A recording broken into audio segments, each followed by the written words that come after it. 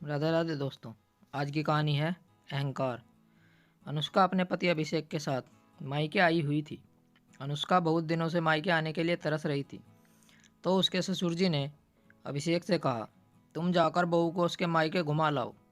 अभिषेक अनुष्का को उसके मायके घुमाने ले गया और वह भी अनुष्का के साथ ही वहीं पर रुक गया। पहले दिन ही अभिषेक अनुष्का को आंखें दिखाते हुए बोला, जल्दी से मेरे कपड़े निकाल दो, मैं नहाने जा रहा हूँ। उसके नज़रों के तेज देखकर अनुष्का सहम गई और सोचने लगी कि कहीं ये यहाँ पर भी गुस्सा न करने लगे। इसलिए वह जल्दी जल्दी उसके कपड़े निकालने लगी। उसकी शादी को 3 महीने ही हुए थे। अभिषेक उससे बहुत रुखाई से बात करता था, हमेशा उस पर हुक्म चलाता था। एक दो बार तो उसने उस पर हाथ भी उठा दिया था। वह अभी तक यह बात की किसी को बता नहीं पाई थी, क्योंकि उसे लगता था कि मम्मी पापा को यह सब पता चलेगा तो उन्हें बहुत दुख होगा। वह सोच रही थी कि धीरे धीरे सब ठीक हो जाएगा। मैं प्यार से उनके दिल में अपने लिए जगह बना लूँगी। सास ने भी उसे यही समझाया था कि यह सब बातें किसी को मत बताना, वरना बेकार में घर की बदनामी होगी। पति पत्नी में थोड़ी बहुत नोक झोंक तो चलती ही रहती है।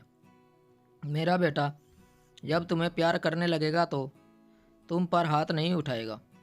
तुम अपने अच्छे व्यवहार से उसके दिल में जगह बना लो, तब सब कुछ ठीक हो जाएगा। सासों की बातों में आकर वह भी किसी से कुछ बोल नहीं पाई थी और इंतज़ार कर रही थी कि कब उसके पति के व्यवहार में थोड़ी नरमी आएगी। यहाँ ससुराल में आने के बाद तो अभिषेक और भी 7वें आसमान पर चढ़ गया था।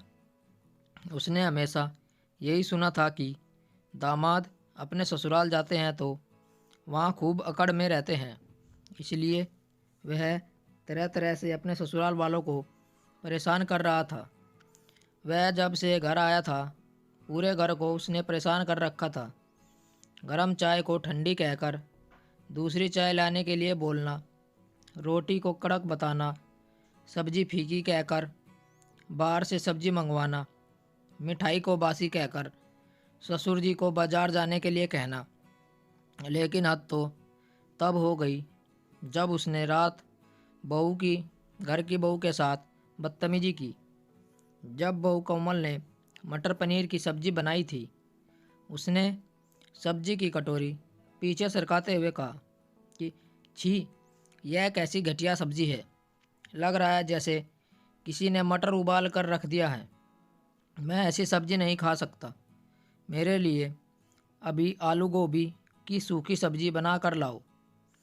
अब इतनी रात हो गई थी और घर में गोभी भी नहीं थी, तो कोमल सकुचाते हुए बोली, नंदोई जी, गोभी मैं कल दोपहर में बना दूंगी, अभी घर में गोभी नहीं है। तो वह गुस्से में उठ खड़ा हुआ और कहने लगा, अनुष्का देखो, तुम्हारी भाभी ने मेरा अपमान किया है। इनको बोलो कि ये मुझसे माफ़ी मांगे, वरना मैं यहाँ से चला जाऊँगा। बहुत दिनों से अनुष्का के पिताजी यह तमाशा देख रहे थे। वह कहने लगे, बेटा जी, जो बना है वह चुपचाप खा लीजिए, इतनी रात को तमाशा मत कीजिए। अभिषेक गुस्से में भड़क उठा और कहने लगा, मैं तमाशा कर रहा हूँ? अरे मैं इस घर का दामाद हूँ, आखिर मेरी कोई इज्जत है या नहीं? अनुष्का उसे समझाते हुए बोली, सुनिए जी, ऐसा मत कहिए। आप मेरे घर में आकर इतने नखरे क्यों दिखा रहे हैं? मैं तो अपने ससुराल में कितने अच्छे से रहती हूँ, और क्या आप अपने ससुराल में आराम से नहीं रह सकते? इतना सुनना था कि अभिषेक ने तुरंत ही अपने पत्नी को एक जोरदार तमाचा मारते हुए कहा, नालायक, तुझे मैं यहाँ इसलिए लाया हूँ कि तू यहाँ मुझे सुनाएगी। इस थप्पड़ से सब लोग सन से हो गए थे। अनुष्का के पिताजी की आंखों में खून उतर आया। अब उनके सब्र का बांध टूट गया।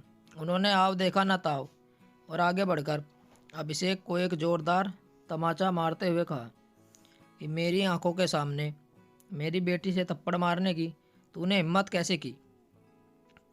इतने दिनों से मैं तेरा तमाशा देख रहा हूँ, लेकिन आज मेरे सब्र का बांध टूट गया है। चुपचाप यहाँ से बाहर निकल जा। आगे की स्टोरी अगले भाग में बताई जाएगी। स्टोरी को लेकर आपकी क्या राय है, नीचे कमेंट करके हमें बताएं। ऐसी ही और बेहतरीन कहानियों के लिए हमारे चैनल को ज़रूर सब्सक्राइब करें। मिलते हैं आपसे एक और नई कहानी के साथ। तब तक जुड़े रहिए हमारे चैनल के साथ। कहानी सुनने के लिए आप लोगों का बहुत बहुत धन्यवाद। राम राम दोस्तों।